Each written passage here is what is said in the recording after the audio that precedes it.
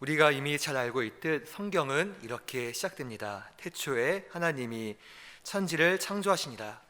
이 짧은 한 문장의 말씀 속에는 진주와 같은 진리가 가득 숨겨져 있는데요. 창세기 1장 1절을 믿고 인정하는 순간 모든 수수께끼 같았던 우리 인생의 허다한 질문이 해결되기 시작합니다.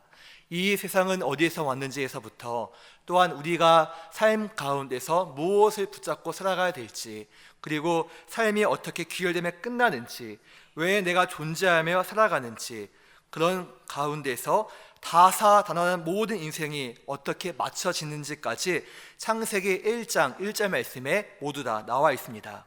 우리는 이 세상의 주인 되신 하나님, 이 세상을 창조하신 하나님을 의심의 여지 없이 분명히 믿습니다. 그 하나님이 나의 아버지가 되시니 얼마나 감사한지 모릅니다. 그러면서 하나님께서 세상 모든 만물을 만드신 다음에 이 모든 생명체 가운데서 가장 관심 있게, 또한 두루 살피시면서 사랑을 쏟는 생명체가 누구입니까? 바로 하나님의 형상대로 지음을 받은 우리 모두입니다. 영적인 존재이기 때문에, 하나님의 형상대로 지음을 받았기 때문에 하나님께서 많은 생명체가 있지만은 그 중에서 유독 우리 사람을 사랑하시고 또한 교제할 수 있는, 만날 수 있는 길을 열어주시면서 함께 하십니다. 그래서 주님께서도 친히 하신 말씀이 참새 2마리가 한 아사리온에 팔리지 않느냐, 그러나 너희 아버지께서 허락하지 아니하시면 그 하나도 땅에 떨어지지 아니하리라. 너희에게는 머리털까지 다 세신 바 되었으니 두려워하지 말라. 너희는 많은 참새보다 귀하니라. 말씀해 주십니다. 참새뿐만이 아니라 덩치가 큰 코끼리든 아니면 날렵한 호랑이든지 간에 그 어떤 생물보다도, 생명체보다도 하나님께서 귀히 여기시는 존재가 바로 우리라는 사실입니다. 그래서 모든 생물을 다스릴 수 있는 권한을 주셨습니다. 동시에 하나님은 모든 사람에게 인생을 선용할 수 있는 하루 24시간을 균등함을 주셨고요, 각자에게 재능을 주시면서 땀 흘려 성실히 일할 때 따라오는 성취감과 보람을 느낄 수 있도록 하셨습니다. 그리고 하나님을 믿는 사람이든 믿지 않는 사람이든지 간에 이른 비와 늦은 비를 때에 따라 내려주시면서 자신의 열심히 땀 흘려 일한 만큼 밭에서 수확할 수 있는 기쁨을 얻도록 하셨습니다. 또 지위와 상관없이 아침, 점심, 저녁 하루 3끼를 먹으며 살도록 하셨지요. 이렇게 모든 인생은 태어날 때부터 주어진 개개인의 배경은 저마다 다를 수 있지만 동일한 인생을 살아갑니다. 그래서 굳이 남과 비교하면서 부러워하거나 열등감을 가질 이유가 없습니다. 저 사람에게 주어진 것이 내게 없는 것과 같이 내가 가지고 있는 것을 저 사람은 가지지 않고 있을 수도 있으니까요. 이렇게 하나님께 지음을 받은 사람은 동일한 인생을 살고 있지만 어떻게 살아왔느냐, 어떠한 가치관을 가지고 세상을 바라보며 살아왔느냐에 따라서 의인이 되기도 하고 악인이 되기도 하는 것이 오늘 시편 1편에서 주는 교훈입니다. 예수님을 구주로 믿게 되면 그동안 나 중심이었던 삶이 점점점 바뀌게 되면서 이제 하나님 사랑, 이웃 사랑으로 계속 변화가 되기 시작하지요. 이를 조금 어려운 말로 성화라고 하는데요, 한 10여 년 전에 출간된 그 청년 바보 의사의 주인공 안수연 의사 선생님이 계십니다. 이분은 젊은 나이에 맞지 않게 환자를 자신의 몸처럼 참으로 귀하게 여기며 아끼고 사랑했던, 헌신했던 의사입니다. 환자를 위해 진심으로 기도해주고 태어나면 선물을 주면서 복음을 전하는 의사였습니다. 그렇게 환자를 사랑했기 때문에 바보 의사라는 별명까지 붙여진 것이었지요. 1999년 의학 분업 사태 때는 동료의 비난 속에서도 파업이 아닌 환자를 위하여 병원을 지킵니다. 다수를 따르지 않고 소신껏 병원을 지켰으니 너만 참된 의사냐? 저게 또 혼자 잘난 척하네?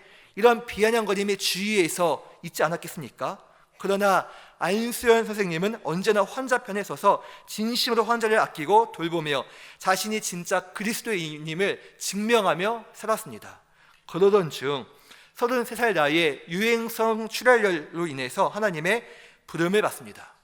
우리 주위에 보면은 참 착한 사람을 하나님이 일찍 데려가는 것 같습니다. 그런데 한 젊은 청년 의사의 죽음 앞에 하나 둘 사람이 이렇게 모이기 시작하는데 무려 4,000여 명이 넘는 사람이 모이기 시작합니다. 그 중에는 병원 청소하시는 분, 식당에서 일하시는 아주머니, 그리고 침대 미는 도우미, 매점 앞에서 구두 닦는 분도 계셨습니다. 구두 닦는 분은 자신에게 항상 허리를 굽혀가면서 공손하게 인사하였던 의사 선생님은 이 선생님이 처음이었다고 말했습니다. 고 안수현 선생님의 삶이 참 아름답지 않습니까? 이렇게 의로운 분이 있는가 반면에 여러 흉악 범죄로 수많은 사람을 해치는 악인 또한 존재합니다. 모두 다 죄성 있는 인간인지라 한번 실수하여서 죄를 지을 수 있고 넘어질 수 있지만, 문제는 죄값을 치르고 나와서 이 세상에 살아가면서 다시금 계속해서 같은 죄를 짓는, 정가 몇 번씩 하는 범죄자들이 있습니다. 특히 가정을 파괴하고 세상 물정을 잘 알지 못하는 청년과 청소년을 대상으로 하는 죄악을 일삼는 자들을 보면 같은 청소년 사역자로서 어쩔 때는 눈에는 눈, 이에는 이, 구약의 율법처럼 갚아주고 싶은 마음마저 듭니다. 이렇게 동일한 인생 속에서 살아온 발자취에 따라서 의인이 되기도 하고 악인으로 나눠지게 된다면, 이것이 시편 1편에서 주는 첫 번째 교훈이라면, 동시에 우리가 마음속에 되새겨야 할 두 번째 교훈은 의인과 악인의 결말이 너무나 다르다는 것입니다. 이게 참 무섭습니다. 동일한 인생을 살아가면서 의인과 악인으로 나뉘어지는 것도 참으로 우리 마음 가운데 불편함이 되고 무거움을 주기도 하는데, 그에 따라서 내가 어떻게 살아왔는지에 대해서 세상을 지으시고 창조하신 하나님의 대우가 달라진다는 것이에요. 그 결말이 어떻게 되는지 이따 말씀드리기로 하고요. 예수님을 믿고 죄 사함을 받은 우리는 예수 그리스도의 선한 영향력을 미치며 살아가는 것이 중요합니다. 우리는 예수 그리스도가 삶의 좌표가 되어서 의롭다 칭함을 얻고 삶도 그렇게 살아가고자 부단히 힘쓰는 의인이 되어야 합니다. 어느 분은, 목사님 꼭 그렇게 살아가야 천국 가나요? 예수님 옆에 있던 강도도 천국 가지 않았습니까? 또 살면서 술 담배도 할 수 있고 젊었을 때 철없을 때 바람 좀 피고 죄 좀 지을 수 있는 거지 뭐 그렇게 답답하게 살아가야 되는지 모르겠습니다 라고 반문할 수도 있습니다. 그러나 우리가 예수님을 얼마만큼 그 사랑 앞에서 십자가에서 쏟으신 그 사랑의 깊이와 너비와 높이를 내가 전 인격적으로 얼마만큼 닭살 돋듯이 경험했느냐, 이거에 따라서 내 삶의 신앙의 표대가 달라집니다. 사도 바울도 에베소서를 쓰면서 말합니다. 우리가 다 하나님의 아들을 믿는 것과 아는 일에 하나가 되어 온전한 사람을 이루어 그리스도의 장성한 분량이 충만한 데까지 이르리니. 어린 자녀들이 크면은 이제 유치원도 가고 더 크면 초등학교도 가고 나중에는 중학교, 대학교도 가는 거와 똑같이 우리의 신앙도 계속해서 성장과 성숙을 향해 가는 것이 중요하지 않습니까? 그러니 내 신앙생활의 기준치를 기껏 예수님 옆에 있었던 강도처럼 거기에 표대를 맞추고 살기에는 너무나 죄송스러운 일이에요. 십자가의 큰 은혜를 값싼 은혜로 전락시켜 버리는 것입니다. 어떻게든 천국에만 들어가면 된다가 아니라 우리는 주님의 다시 오심, 재림을 사모하면서 그분 앞에 섰을 때의 칭찬과 성급을 꿈꾸며 살아가는 것이 중요함을 믿습니다. 회사에 입사하고 나서도 이제 다 이루었다, 멈추지 않고 계속해서 승진을 바라보듯 나를 위해 오신 예수님을 구세주로 진정 믿는다면 주님을 사랑하게 되고, 또한 주님을 사랑하게 되면서 주님을 닮고 싶은 사무치는 그리움이 마음 가운데 생겨납니다. 누가 그렇게 하시나요? 진리의 영이신 성령께서 그렇게 인도해 가시면서 내 생각과 내 마음, 내 계획, 가치관을 수정해 가십니다. 그래서 자신의 번영을 위해서 얼마든지 편한 길로 갈 수 있고, 적당히 눈치 보면서 힘쓸 때 힘쓰고 힘 뺄 때 빼가면서 그렇게 남이 알아주든 몰라주든 간에 잘 하면서 적당히 살 수도 있는데, 예수님을 진정 믿으면서 그분이 내 안에 성령으로 들어오시니까 그렇게 되었던 삶이 잘 되지 않는 것이에요. 그래서 복음 들고 나가는 선교사님이 되기도 하시고, 또한 남이 인정하든 인정하지 않든 교회에서 몰래 물걸레질 하면서 청소하며 섬기시는 것 아니겠습니까? 안수현 의사 선생님 같은 분도 낮은 자세로 환자를 섬기며 나아질 수 있었던 이유도 그 사람 안 가운데에서 예수 그리스도께 받은 사랑과 그 은혜가 너무나 큰 나머지 그 사랑을 전하며 지금까지도 많은 이들에게 귀한 기감으로서 주고 있는 것 아니겠습니까? 우리의 아쉬움은 더 주님 뜻대로 살지 못하고 더 많은 영혼 살지 못해서 항상 이것이 아쉽고 그리움으로 남아야 됨을 믿습니다. 주님을 닮아가는 의인이 되면 얼마나 좋겠습니까? 우리가 알고 있는 것 같이 의인이 죄가 전혀 없어서 의인이 되는 것이 아니라 하나님을 믿으면 그 아들 예수 그리스도의 피 앞에서 우리가 날마다 내가 지은 죄를 고백할 때에 하나님께서 나를 의롭다고 인정해 주시고 의롭다고 칭해 주시기 때문에 의인이라고 부름을 받고 의인이라고 할 수 있습니다. 그렇다면 동일한 인생 속에서 누가 의인입니까? 시편 1편 버전으로 바꾸면 누가 복 있는 사람이라고 할 수 있겠습니까? 첫 번째는 복이 있는 자는 분별력이 있는 사람입니다. 우리 함께 본문 1절 말씀을 읽겠습니다. 복 있는 사람은 악인들의 길을 따르지 아니하며 죄인들의 길에 서지 아니하며 오만한 자들의 자리에 앉지 아니하고. 우리는 복을 참 좋아하는 민족이지요. 저는 어릴 때 할머니 손에 컸거든요. 그러다 보니까 할머니 집이 옛날 집이다 보니까 모든 주위를 보면은 알지 못하는, 이해하지 못하는 한 글자에 한자가 써져 있었습니다. 그것이 훗날 복복자구나 알게 되었는데, 보면은 기와집에도 써 있고 또한 밥 먹는 밥상에도 있고 젓가락, 숟가락, 그리고 밥상을 받치는 발받침에도 있고 심지어 요강에도 복복자가 써 있는 것을 보게 되었습니다. 그렇게 복으로 도배하면 복이 들어올까요? 우리가 새해가 되면 해가 바뀔 때마다 새해 복 많이 받으세요 인사하지만 그렇게 인사한다고 우리가 복을 줄 수 있습니까? 복은 만복의 근원 되신 하나님께서 주셔야 받을 수 있습니다. 그런데 흔히 복을 받거나 가지는 것으로 이렇게 생각하지만 성경에는 복 받는다는 말이 없습니다. 복은 가지는 have 동사가 아니라 존재를 의미하는 비동사입니다. 즉 복은 내가 힘을 가지고 힘써서 가지려는 어떤 소유의 개념이 되는 것이 아니라 먼저 내가 복이 있는 존재가 될 때에 복이 따라온다는 것이에요.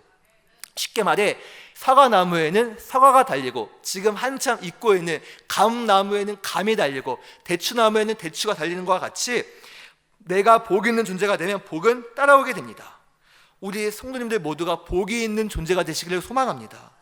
그래서 복이 있는 존재가 되어야 하는데 1절 말씀에 복이 있는 사람은 악인들의 길을 따르지 아니하며 죄인들의 길에 서지 아니하며 오만한 자들의 자리에 앉지 아니하고 말씀해 주십니다. 여기에 나오는 악인, 죄인, 오만한 자 다 하나같이 나쁘고 죄를 일삼는 사람들 아닙니까? 물건은 얼마든지 고쳐서 쓸 수 있다고 하지만은 사람은 고쳐서 쓸 수 없다는 말이 있을 만큼 사람의 천성은 여간해서 잘 바뀌지 않습니다. 복음의 능력, 복음의 진수 앞에 확 뒤집어지지 않는 이상 사람이 변화되는 것은 좀처럼 쉬운 일이 아니에요.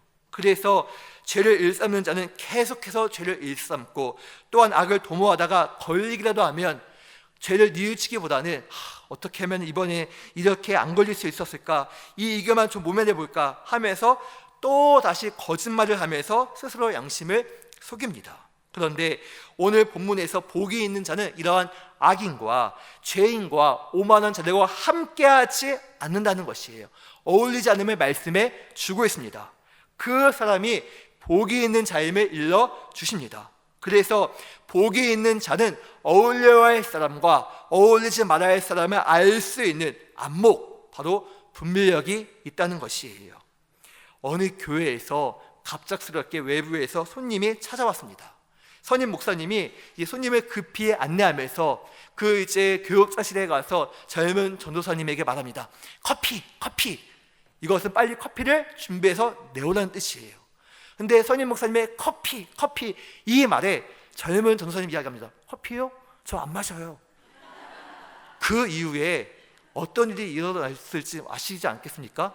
삶에서 분별력, 센스가 필요한 것이에요. 청년들이 서로 좋아할 때는 눈에 콩깍지가 씌워서 서로의 단점이 잘 보이지 않습니다. 그냥 좋아서 희죽거리며 어울리지만 엄마 아빠는 알거든요. 내 자녀가 저 집 자녀와 어울릴지 어울리지 않을지 살아온 인륜의 경험이 있기 때문에 잘 알지 않습니까? 저 사람이 내 자녀와 함께할 그 배우자가 진국 같은 사람인지 아니면 겉멋만 들었는지 알 수 있습니다. 몇 마디 나눠보면 금세 사람을 파악하지요. 이렇게 자녀들이 부모님의 말을 잘 듣고 순종하면 기쁘지만은 그렇지 않고 자신의 뜻대로 결혼하면 어떻게 합니까? 나중에 아니나 다를까 고생하면서 엄마 나 그때 왜 말리지 않았어요? 그렇게 후회해봤자 소용없지 않겠습니까? 오죽하면 부모 말을 들으면 자다가도 떡이 생긴다는 말이 있지요. 인생을 수십 년 앞서 살아온 부모의 말을 따를 때도 복이 있다고 한다면 하물며 수십 년이 아니요 수백 년이 아니요 수천 년도 아니요 처음부터 계신 창조주 하나님, 모든 사람을 지으시고 만드신 하나님, 세상에는 자연질서를 파괴하지 않으시면서 한치의 오차도 없이 더운 여름이 지나가면 가을이 오고 또한 겨울이 오고 따뜻한 봄이 오는 것과 같이 모든 만물을 조성하시는 하나님, 우리의 머리털같이 세심받으신 그 하나님을 믿고 따라갈 때에 얼마나 내 삶 가운데 유익이 있을지 생각해 보십시오. 하나님은 경험이 풍부하신 걸로 끝나는 것이 아니라 모든 것을 아시고 창조하시고 다스리시는 생명의 하나님이 되심을 믿습니다. 성경 말씀에 하나님의 어리석음이 사람보다 지혜롭고 하나님의 약하심이 사람보다 강하니라 말씀해 주십니다. 그래서 복이 있는 자, 곧 분별력이 있는 사람은 하나님을 인정합니다. 하나님의 말씀을 따라 살고자 힘씁니다. 우리가 왜 기도합니까? 소원 성취를 위해서도 기도하지만은 우리의 마음 가운데, 우리 머릿속에는 하나님의 말씀을 알기는 알지만 살 수 있는 힘이 부족하다 보니까 말씀대로 살 수 있는 힘을 공급받고자 기도하는 것이에요. 그래서 그렇게 기도하면서 하나님 말씀에 당장은 내 삶 가운데서 손해인 것 같아도 하는 게 유익일 때가 있습니다. 거꾸로 하나님께서 하지 말라는 것은 하고 싶어도 하지 않는 게 유익이에요. 말씀하신 하나님께서 그 말씀을 붙잡고 믿고 의지하는 사람의 삶을 책임져 주심을 믿습니다. 이렇게 복이 있는 자와 악인의 결정적인 차이는 인생을 바라보는 분별력에 달려 있습니다. 그래서 복이 있는 자는 악인, 죄인, 오만한 자가 누구인지를 분별하여 살아가고 하나님을 인정하며 살지만 악인은 그렇게 살지 않아요. 오히려 교도소 동기끼리 함께 모여서 어떻게 하면 한탕 더욱더 크게 해서 무언가 큰 소득을 낼까 이렇게 죄악을 궁리합니다. 악인들의 꾀, 죄인들의 길, 오만한 자들의 자리, 말만 들어도 인생이 한없이 추락하는 것처럼 느껴지지 않습니까? 한번 보십시오. 담배 피는 학생과 담배 피지 않는 학생이 함께 어울립니다. 1년이 지났습니다. 그러면은 담배 피지 않는 학생이 담배 피는 학생을 만나서 담배 필 확률이 높을까요? 아니면 담배 피는 학생이 담배 피지 않는 학생을 만나서 담배를 끊을 확률이 높을까요? 그렇죠. 네, 항상 죄는 전염병이 있어서 옮아가게 되어 있습니다. 신기하게도 안 좋은 것은 시키지 않아도 알아서 합니다. 죄는 퍼지기 때문에 우리는 분별력을 가지고 사는 것이 중요합니다. 그래서 로마서 12장에서 말씀해 주십니다. 너희는 이 세대를 본받지 말고 오직 마음을 새롭게 함으로 변화를 받아 하나님의 선하시고 기뻐하시고 온전하신 뜻이 무엇인지 분별하도록 하라. 우리가 사는 이 세대는 하나님이 없다고 외칩니다. 천국과 지옥이 어디 있냐고 부인합니다. 또한 이 세대는 제3의 성이 있다고 거짓말합니다. 그래서 이 세대를 본받지 말고 마음을 새롭게 하여서 하나님께서 무엇을 기뻐하시는지, 무엇을 원하시는지, 무엇을 선히 여기시는지 분별력을 가지고 살 것을 촉구하고 있습니다. 하나님께서 기뻐하시고 온전하게 여기시는 뜻이 무엇이란 말입니까? 1절 말씀에 그러므로 형제들아 내가 하나님의 모든 자비하심으로 너희를 권하노니 너희 몸을 하나님이 기뻐하시는 거룩한 산 제물로 드리라. 이는 너희가 드릴 영적 예배니라. 하나님께서 기뻐하시며 온전하게 여기시는 뜻, 그것이 바로 영적인 예배라는 것입니다. 그래서 복이 있는 자는 누가 옳고 누가 악한지 사람을 보며 분별할 뿐만 아니라 예배의 자리를 귀하게 여긴다는 것이에요. 우리 모두 삶의 자리 가운데서 교회에 나오는 예배의 자리를 먼저 귀하게 여기시고 삶 속에서 하나님께 예배드리는 예배의 자리를 귀하게 여길 수 있는 복된 성도님들 될 수 있기를 소망합니다. 두 번째, 누가 복이 있는 자란 말입니까? 두 번째, 복이 있는 자는 말씀을 가까이 하는 사람입니다. 우리 1절, 2절 말씀을 다시 한번 읽어보겠습니다.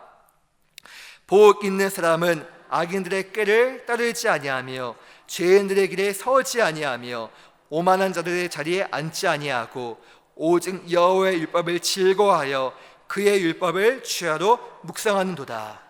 보십시오. 1절까지는 다 하지 않는 것들이에요. 꾀를 따르지 아니하며 길에 서지 아니하며 자리에 앉지 아니하고, 그런데 2절부터는 적극적으로 힘써서 해야 할 것이 나옵니다. 그게 무엇인가요? 여호와의 율법을 즐거워하며 그 말씀을 밤낮으로 묵상하는 자, 그 자가 바로 복이 있다는 것입니다.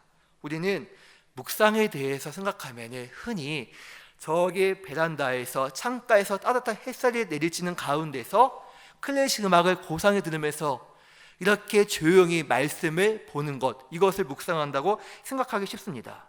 모닝커피를 마시면서 이렇게 분위기 타는 것을 묵상한다고 생각할 수 있는데, 그런데 성경에서 묵상하다를 의미하는 말은 우리가 흔히 알고 있는 잠잠히 생각하다가 아닙니다. 묵상하다를 뜻하는 히브리어는 하가인데요, 이 단어의 본 의미는 소리를 내다입니다. 단순히 소리를 내는 것이 아니라 사자가 자신이 잡은 음식을 빼앗기지 않으려고, 지금 띄우시면 안 되는데요,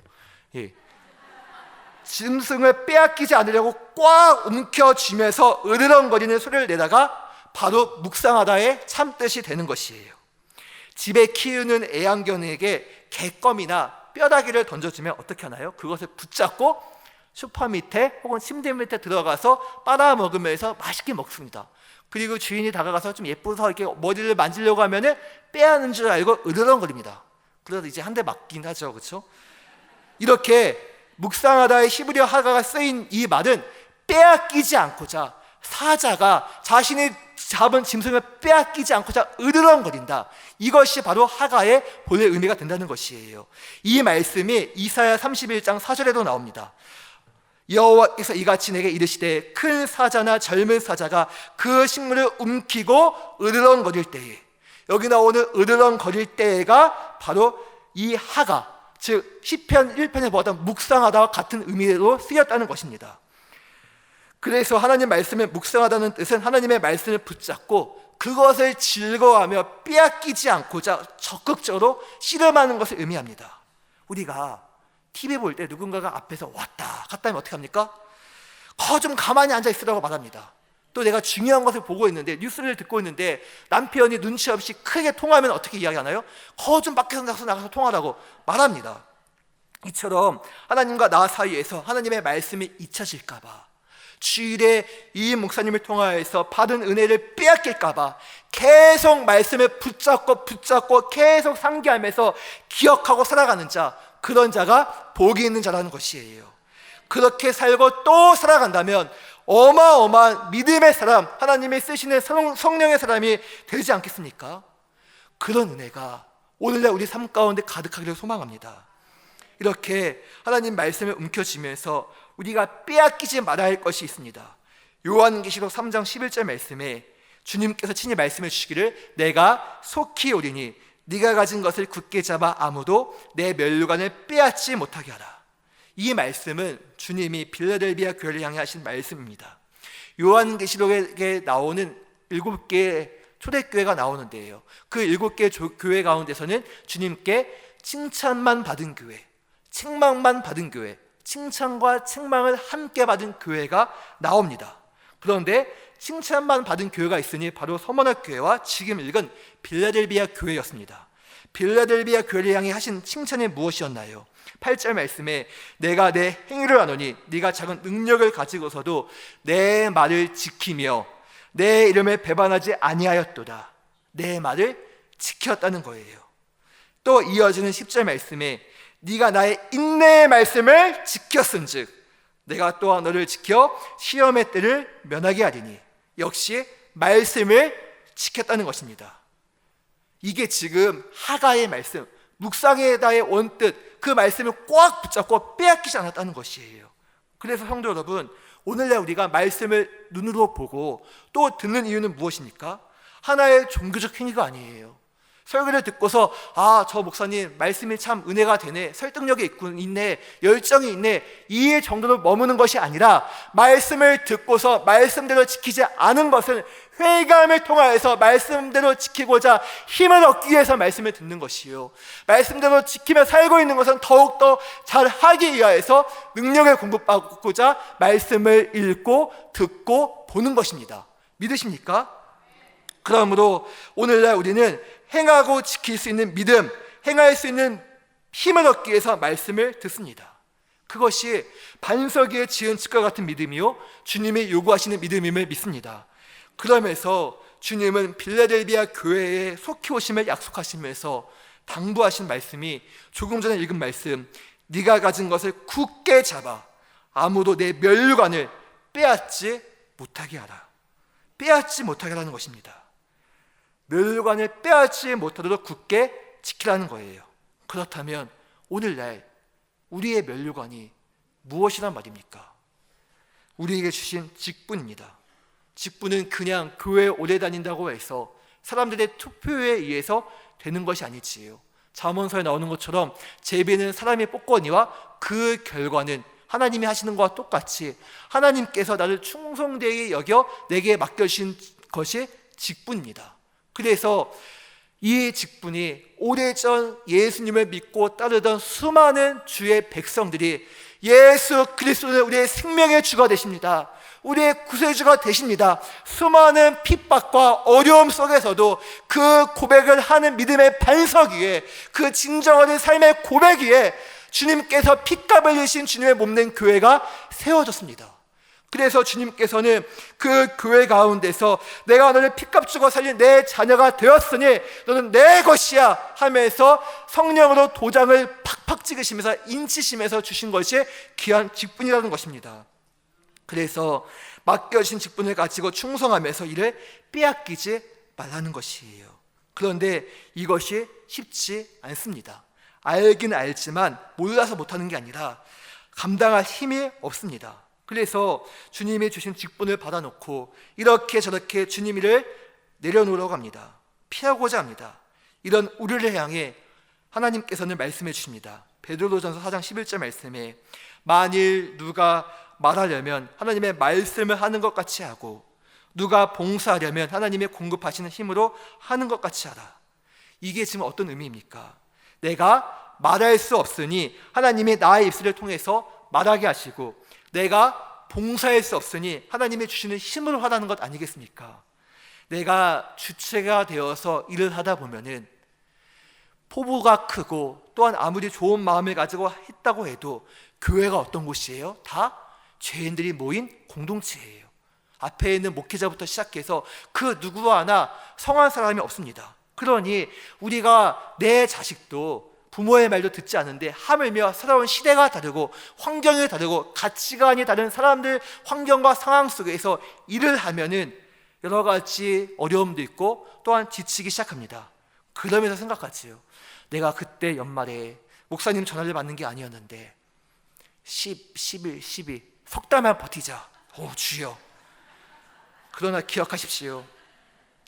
하나님이 나를 통해 말하시고 하나님이 주시는 힘으로 일할 때 안 될 것 같은 것도 되게 하시고 어려워 보이는 것도 풀리게 하시면서 지나고 나서 보니까 내가 한 것이 아니라 하나님께서 주신 은혜였구나.